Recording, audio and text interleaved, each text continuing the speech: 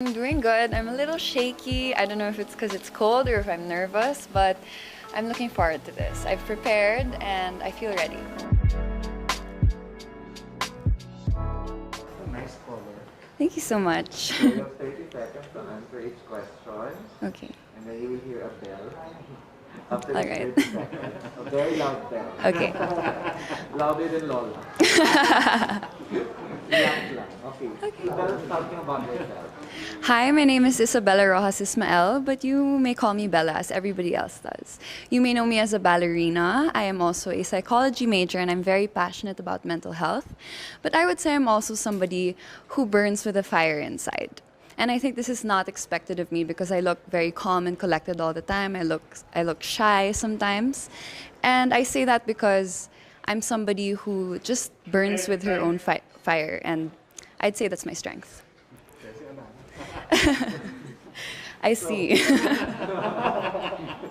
whenever Tagalog ka, what is one beautiful word in your language and what does it mean? Well, I speak Tagalog, and one of my favorite words is actually kilig. Because this is something that we can't really explain in English. There's a similar word, it's called giddy. But there's no explanation or no feeling like kilig. And it's something that I feel every time I take a step here, every time I feel like I'm so beautiful and confident. And it's something that I'd like to make people feel also when they meet me. Lagi akong pinipilit. Talaga. Konting kurot lang kinikilig. Marupok. Giri. Alright. What's that one learning experience that you had as a child that made so much impact on you? I grew up dancing ballet because I started at 4 years old. And one of the most important things that I've learned is to learn how to be yourself in every situation that you're put in. So this is actually my first national pageant, so it's new to me. However, as we've gone through the different challenges, I've learned how to apply it myself in the situation, and I've learned how to grow and to shine as Isabella Ysmael. That's the beauty that I've learned as a child in ballet, where you have techniques, but you learn your own art, you learn your own style. What about during this pandemic? What is the most important lesson that you learned? During the pandemic, admittedly, of course, it wasn't easy for any of us. However, I was able to actually connect with myself. And as a beauty queen, you would expect somebody to be confident, to know exactly who she is, but it's not always the case. I was able to take time to meditate. I was able to take time to listen to myself. And I realized the value of knowing who you are. And I'm able to take that with me to today. You know, my outfit, this is me. It's pink, it's floral, it's ballet-ish, but you know, I feel very confident as myself, and I'm proud of that. Isabella, if you win, how do you plan to help your community? Well, I am very, very passionate about the mental health community, and I have a few people who are very close to me who go through mental illnesses. One of the things that I've learned is that it's not just those who suffer with the sickness who have a hard time, but it's also their families.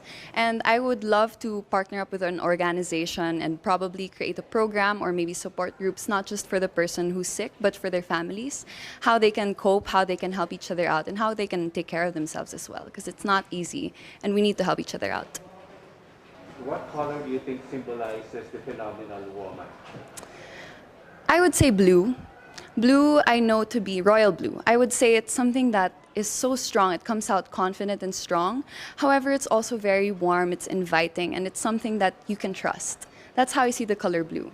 And a phenomenal woman is somebody who's confident in herself, is somebody who is calm, but is also somebody that you can trust to represent you, to tell your story. And that's why if I were to be the phenomenal woman, I would wear blue in everything. Working from home is now part of the new norm. So what do you think are the skills needed in this so-called workplace of the future? Actually, I would say it's knowing how to rest and to take breaks. Working from home, we have less boundaries. We have the bedroom and then the workplace, and that's difficult. This is something that we can take even after the pandemic, even when we can go back to the normal life. We can take the learning of learning how to rest, knowing when to listen to your body, knowing when it's time for a break. because this will help us do better, this will help us develop, and this will help us understand ourselves even more. If there's one spot or one place, whether man-made or natural, that you want to promote in Paranaque, what would that be? In Paranaque, there's this place called the El Pipicea, and it's actually a bird sanctuary, and there are a lot of mangroves there too. It's very good for the environment, and I would love to promote that because I think it's very underrated, especially in Paranaque City.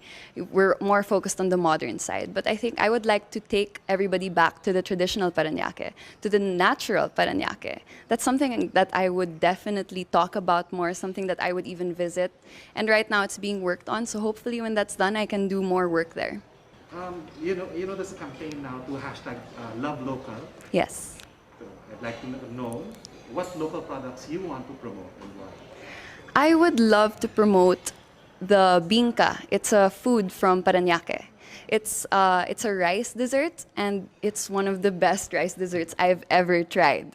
And you know, I'm Filipina. I was born and raised in Paranaque, but I just tried it earlier this year. It was something revolutionary, and I think a lot of people should try it out because not only is it, you know, it's delicious, but it's also full of culture. You can see the hard work that's put into it. You can see the Filipino culture that's in it, and I think that's something that we should be proud of, especially me as a Paranaqueña.